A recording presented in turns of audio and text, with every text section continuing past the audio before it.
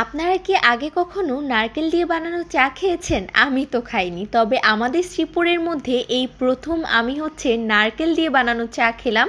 এই চাটার নাম কি? এইটার প্রাইস কত ছিল? আর এটা কোথায় অবস্থিত? সেসব কিছু নিয়ে থাকছে আজকের এই ভিডিওটি। আসসালামু আলাইকুম। এই মুহূর্তে আমি আছি আমাদের শ্রীপুরের সবথেকে ভাইরাল একটি চায়ের দোকানে, যে দোকানে আপনারা প্রায় 20 ধরনের চা পেয়ে যাবেন। সো আপনারা চাইলে সবগুলো চাই ট্রাই করতে পারেন এবং আমাকে জানাতে পারেন আপনাদের কাছে কেমন লেগেছে। যাই হোক, এখন আসা যাক ভাইয়া যে চাটা বানাচ্ছে সেটার ব্যাপারে। এই চায়ের মধ্যে তারা প্রায় 10টি উপকরণ দিয়েছে। তার মধ্যে ছিল নারকেল, গুড়, দারচিনি, এলাচ, তাছাড়াও কিন্তু হরলিক্স, কাজু বাদাম, কিশমিশ, আরও অনেক কিছু। যাই হোক, লাস্টলি তারা দিয়েছিল মালাই, যেটা আমার অনেক পছন্দের। এই চায়ের দাম এবং নাম দুইটাই আমি আপনাদেরকে একটু পরে বলছি। তার আগে আমি আপনাদেরকে বলিনি এই দোকানটা কোথায় অবস্থিত। সাতখামাই রেলওয়ে স্টেশন থেকে বর্মি রোডে দাঁড়াতেই আপনারা দেখতে পারবেন পূর্ব পাশে এই দোকান। এই দোকানটার নাম আব্দুল বাতেন কাকার মালাই চায়ের আড্ডা। সো আপনারা কিন্তু রেল লাইনের পূর্ব পাশে তাকালেই এই দোকানটা দেখতে পারবেন। আর এটা কিন্তু আমাদের শ্রীপুরের সাতখামাইয়ের মধ্যেই অবস্থিত। আর আপনাদেরকে আমি বলেছিলাম চায়ের সাথে টাটাও আপনারা এই দোকানেই পেয়ে যাবেন।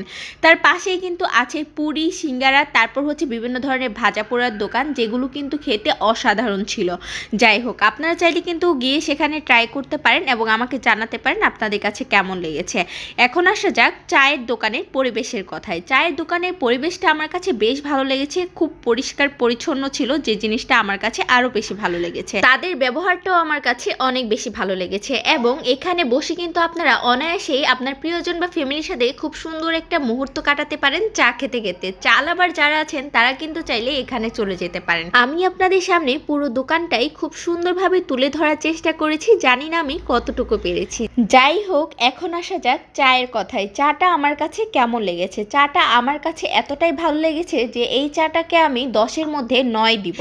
এই চায়ের মধ্যে আমি অনেক ধরনের ফ্লেভার পেয়েছি, যেমন বাদাম, কিশমিশ, তারপর নারকেল, গুড়, চিনি, হরলিক্স, আরও বিভিন্ন ধরনের। যাই হোক, একটা চায়ের মধ্যে যদি এতগুলো ফ্লেভার থাকে, চা তো ভালো হবে। এই চাটার নাম ছিল সুলতানি শাহি মালাই চা, যেটার ফ্লেভারটা অসাধারণ ছিল। আপনারা চাইলে কিন্তু ট্রাই করে দেখতে পারেন। এটার প্রাইস ছিল 120 টাকা। যাই হোক, আমার আজকের এই ভিডিওটা এই পর্যন্তই। সবাই ভালো থাকবেন, সুস্থ থাকবেন, আর আমার জন্য দোয়া করবেন যেন সামনে আরও ভালো ভালো ভিডিও আপনাদেরকে উপহার দিতে পারি। আজকের মতো আল্লাহ হাফেজ।